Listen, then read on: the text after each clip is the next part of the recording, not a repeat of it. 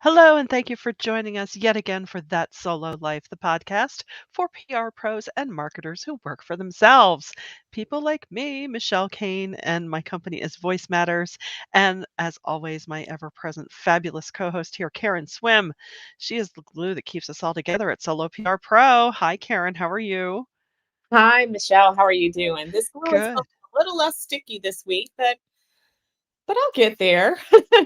We'll get there. I know. I know. I feel like I've been reorganizing for the past 2 weeks just because, I want to clean slate with the new year. Oh, wait, sure, I can get that to you. Yeah, It's it's just our lives here in this business. What can we say? it's the job. It's It's the the job. job. I would say it's the nature of the beast, but, Yeah. And while Michelle is frozen, I don't know if she's frozen for everybody or just for me. So maybe it's just me. But while Michelle is frozen, we are off to a really interesting start of the year. But this month, we are talking back to basics. And our basics, it's kind of funny looking at Michelle frozen. Um, but we're talking about back to basics today. And or back to basics this whole entire month because January is always a good month to reset and to um, to hit the reset button and go back to like your systems and processes and start it all over again. And so today we wanted to tackle contracting, and Michelle is going to be back at any moment now. Little technical hiccup this morning, don't you love technology? So we are getting Michelle back. hello. Hey there, Michelle. Okay, Hey. so I was telling our wonderful audience that we had a little technical hiccup. Okay. And we are starting this new month going back to basics because January is a good time to reset and start to think about systems and processes. Exactly. Today, we're going to talk about contracting. Oh, yes, as the rally cry in the Solo PR Pro Premium group is always, "Get it in writing!"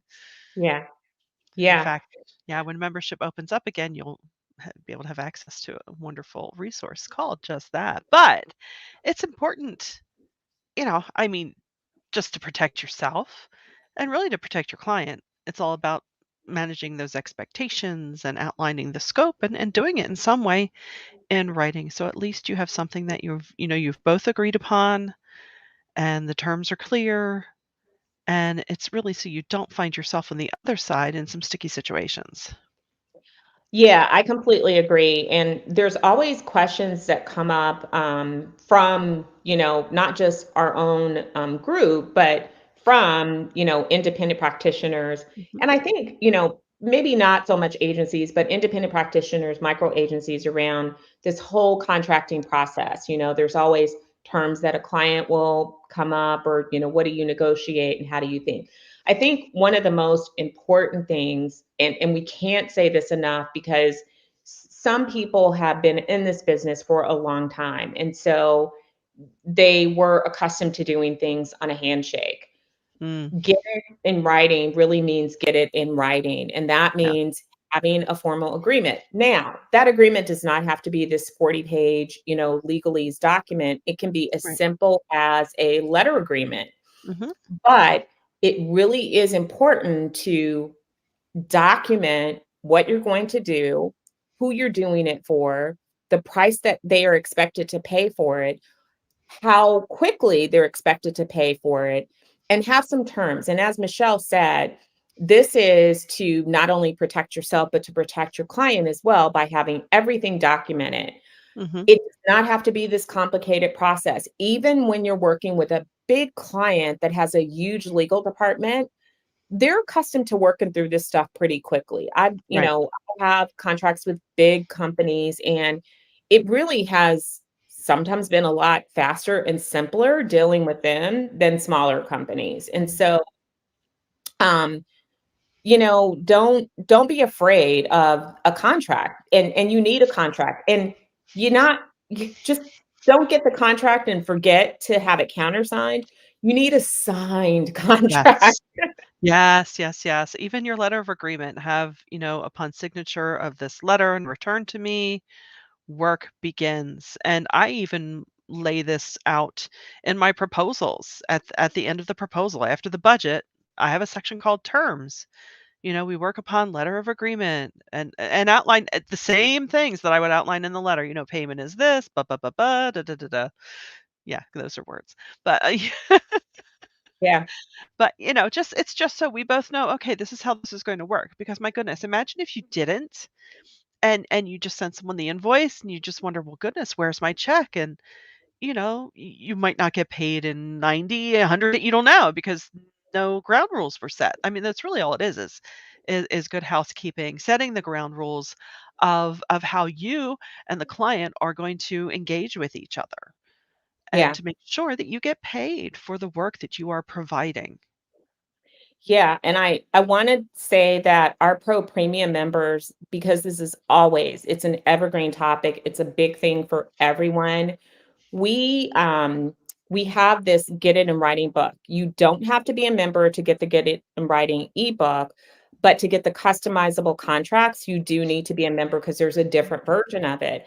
We actually had an attorney draft these for us, so that they would be, nice and tight and not something that we created. So an attorney really created these for us. But as a solo, you can also have your own attorney create standard agreements for you, customized to your situation that you can use. Now, what I find is that 99% of the time, I get to use my own contract, which is Mhm. fabulous. Occasionally you'll have a company that has their own contract. Right, Sometimes people will ask, like, do you have a contract that you'd like to use or do you want to use ours? It's always better for me when I use my own contracts because I know what my contracts say and I've already put in all the protections that I need. And I really have never had a problem. And again, Michelle, you hit on such a key point. It's this communication in advance, talking about the stuff before you ever get here. mhm, Who do I need? Can you give me an accounting contact? How does your accounting process work? right, How should I submit my invoices? Some companies have very strict procedures around how invoices should be submitted mhm, and when they pay. And this is a big, big thing that comes up with contracts that people ask about payment terms. What right, are typical payment mhm, terms? It's not uncommon to have a 30-day net. It really is not uncommon. right, Some clients are going to have longer terms. So you have to really decide whether or not you can accept that. Sometimes those terms are non-negotiable. I've worked with right, clients where they said, we understand that it's a long wait, but we're just being honest with you. We never pay before 45 days. If you mhm, you know that going into it, you can plan ahead for it.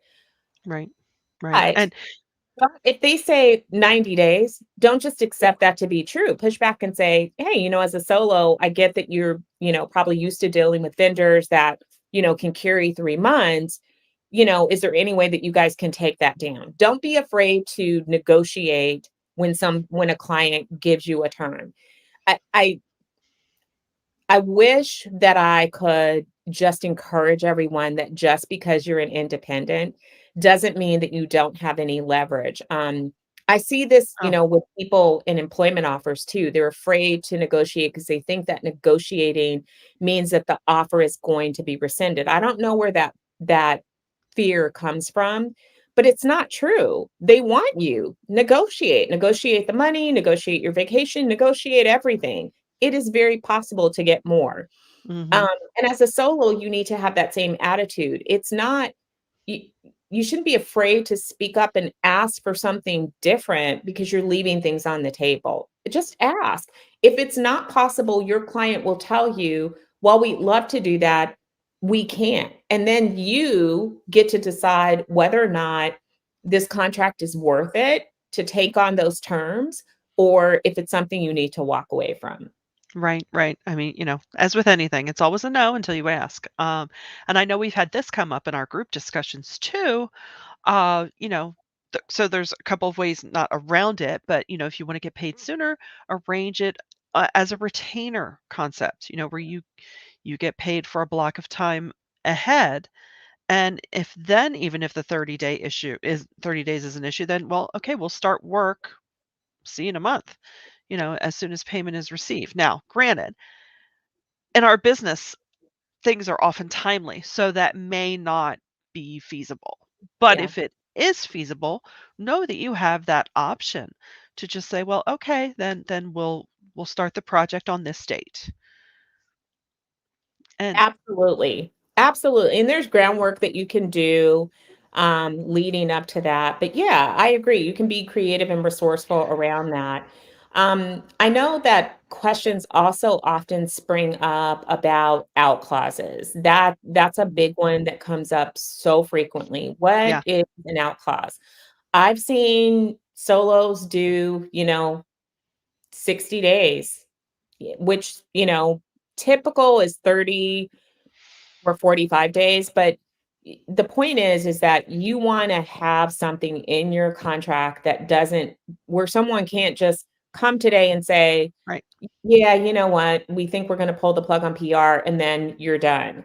right, Because again, you wanna protect yourself. When you are working with a client and it's an ongoing client and you have a monthly budget, you actually are planning your calendar ahead of time and you're planning around, you're blocking out time for this client. And so if it is the 25th of January and they want to end at the end of the month, that means you have open time in February that you didn't get to account for. right. Granted, that is the risk that we all take as solos. And so, outside of that, that's why it's so important to make sure that you have a financial cushion, or at least a backup plan. Like some people have courses that they offer, or maybe you do something on the side in addition to your business, or maybe you have products that you sell, but you need to protect your income in some Mhm, way so that because there's going to be ebbs and flows.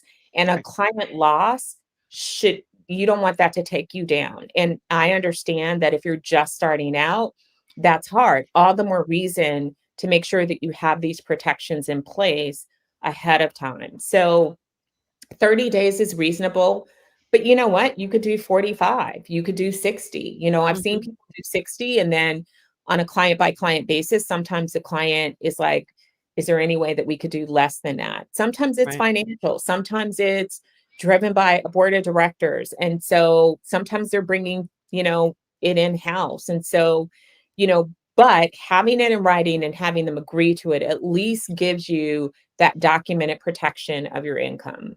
Yeah, absolutely, absolutely. And that's the primary thing. Make sure that you include in this communication all of these aspects, all of the nuts and bolts, because I know it's so tempting to just because again, we love what we do. We're a bunch of do-gooders who love to help people, but please make sure that you have all those protections in place and that it is countersigned before you begin work because you just never know. You never know. I mean, someone can just say, "Oh, you know what? I changed my mind. This isn't working." And you just think, "Wait, what? Hold on." But, "But I wrote this draft for you." Well, that's on me if I didn't get that counter signature, you know? So, And make sure that if you have expiration dates in your contract, mm, that you don't forget to renew them. oh, that's a great Is yes, full that's so true. transparency, I had a really rough end to the year, and I had a client contract that was expiring. Thank God for my wonderful clients. My client was like, slacked me and said, "Hey, do we need to do a new agreement?" I'm like, "Ooh, let me check." I checked, and we did. So we got that sucker signed and, like, we got the new 2022 agreement in, like, 10 minutes, and I'm like, "Thank you, God, for, clients that are actually looking out for this kinda thing," because Yeah, my mind was, I lost the month of December basically, and yeah, my brain still is not back to fully functioning, and so, yeah, um, just as a reminder to all of you, if you need to put a date on your calendar, so that you don't forget it, about a month before your contract renewal. I would say actually try to get it done at least 60 days in advance. Um, Make Yeah. sure you do that because it's easy to like forget that, ooh, I need to get a new Yeah. contract signed. And if you Yeah. lapse and you're still working, you've lost all that protection because that contract is no longer valid. Yeah, yeah, and something to consider as well, even in your proposals, because we know sometimes people can come in hot and heavy and just think, "Oh, I want this. I want to work now," and blah blah blah. And next thing you know, you're not hearing from them. It's been a month or 6 weeks, so it's not out of order to just say, this proposal is a everything outlined in this proposal is good until, X date, even if that's a 3-month window, because that also gives you the opportunity to revisit it if, you don't hear from them in a while. And it could be for a number of reasons. Things happen in Yeah. life that have absolutely nothing to do with you, but, you know, it's still not Raise nice. your hand if you've ever had a prospective client just disappear and come back a year later and think that that same price, I'm raising my hand, was valid. And sometimes, things change. Your business could change in a year. I mean, a Right. lot can happen in a year. Maybe something that a service that you were offering last year, you've decided that you don't want to do that anymore. So maybe, for example, social media was included, and now you've decided that nope, you want to stick to a smaller set of services. So, I love that idea of putting an expiration date. I would say, 60, 90 days is perfectly reasonable, like these terms. And then something that I used to do early on in my business is I actually had language at the bottom of the contract where they signed off Mm, agreeing to um to proceed, that they agreed to the proposal and the terms that were outlined because the proposal has the scope of work, it has the budget, mm. and so I would have people sign off on that. And then we would proceed to the formal contract. So, That's that's a good something else idea. that I no longer do that, but I did it, for the first few Yeah, years of my business. And yeah, that was really helpful too, because you got commitment from people. right. Um, when people are signing something, it is them saying, okay, yes, I'm committing to work with you. Yeah, yeah, sometimes I generally operate on letter of agreement, and sometimes I'll do a short summary of the scope, or I'll say, per the attached scope, and just stick Yeah. it on there too, just because that also helps both of us remember, okay, what did I promise to do again? This is So, so true. Yeah. I so mean, what I do is I lift right from the proposal in the scope of work. I yeah, lift it from the proposal, just copy it over yeah, because honestly, this is why that's the part of the proposal that you really want to think through. You want to really think strategically about your scope of work, and you should be able to pull the scope of work from your proposal right into your contract document, whether it's a LOA or a full-on contract. You shouldn't be recreating the wheel. They right, should already know exactly what you plan to do. And right, then that scope for us also gets pulled into our first 90-day plan. right. Yeah, 100%. Yeah. So, and also, we know that we are legitimate businesses. I know the IRS knows I'm a business. And sometimes though as a solo, sometimes as a solo, you may feel that you're not the same type of business as, say, maybe the company you're going to be working with, but you are. And, having these items in place helps, not that you need to be legitimized, but I know sometimes mentally it puts you on the same playing field, saying, yes, I too am a business entity. Here, these are my documents. This is how, we will work together and we will respect each other as professional organizations. So I think sometimes that can help you mentally too if that's something that's needed in your world. I also Absolutely, and I think when one solo wins, we all win. yeah. There's still a lot of misconceptions out there about solos and our capabilities, Yeah. and I love dispelling those myths and Yeah. reminding people that we offer the same exact services as everyone else, and Yeah. we are just as good. And Yeah. it's not that we're competing against large agencies. We're not. No, Often we partner with large agencies. It's right, just that sometimes having a solo on board is the right fit for your business. Sometimes having a solo and a large agency is the right fit for your business. But right. I hate for people to dismiss solos as the lesser option. We are not a Mhm, lesser option. We are mm-mm, just an option, period. right. Um, so I ran across this recently and someone was sort of dismissing solos into a different category. And I was very tactful about dismissing that because that diminishes what we do and our value. And Yeah, and Michelle is right. We shouldn't feel that. We are no different than any other business, right, period. right. Doesn't matter how the size of your business, you're a business and you Yeah, have to treat your business like a business and make sure that other people respect it as such as well. yeah, yeah. I mean, think about it. For those of us with a more integrated practice, think about it. What does an agency do? Do they employ web developers? No, they probably have vendors that they work with.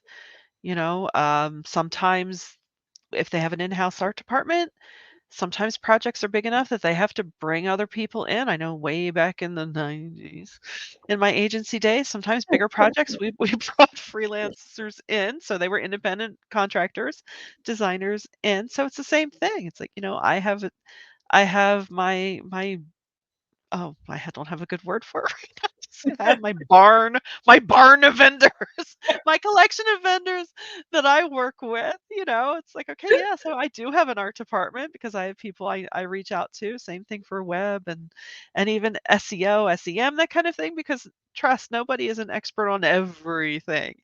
So, it's stronger, you're stronger and can be more valuable to your clients when you do have these fellow business owners to rely on and work together to, achieve the goals. So, And and even with that, actually, not to delve too far into it, but even with that, not necessarily that you would have a letter of agreement, but something to touch on when you are working with fellow vendors. Is it going to be, okay, are you going to invoice me? I know, with some of my vendors, it's just easy peasy. Like, yeah, here's kind of the budget I'm thinking of. Just bill me for the work and I'll pay you. But with certain other ongoing things, you may need to do a letter of agreement between you and the vendor just to make sure everything's clear. Okay, this is how I'm getting paid, so this is how you're going to get paid, blah, blah, blah, blah, blah. yeah, I have independent contractor agreements and then Yeah, I put all my independent contractors into the payroll system that I use. yeah, Because that helps me to keep track and it makes everything nice and official. And I highly recommend that if you're working with other people on your team, you need to have them under contract too. And we can talk about that in a whole other episode oh, about bringing yes. people and working with subcontractors and how to really scale up your business if Mm, that's your jam on how to extend your service set. We definitely would love to cover that. yeah, We really want you to know that we love helping solos and we love talking about these issues and helping to clear away, any of your questions and be a yeah, resource for you. So if you have specific contract questions or questions about anything about the solo life, we want you to, get in touch with us. You can reach out on our social media channels. You can reach out to us via email. You can email info@soloprpro.com or, again, we're Solo PR Pro on most of our social channels. So get in touch or drop a yeah. comment on the live stream, and we're happy to answer that because we love hearing from you guys. We sure do. And we thank you for spending your time with us today. And until next time, thanks for listening to That Solo Life.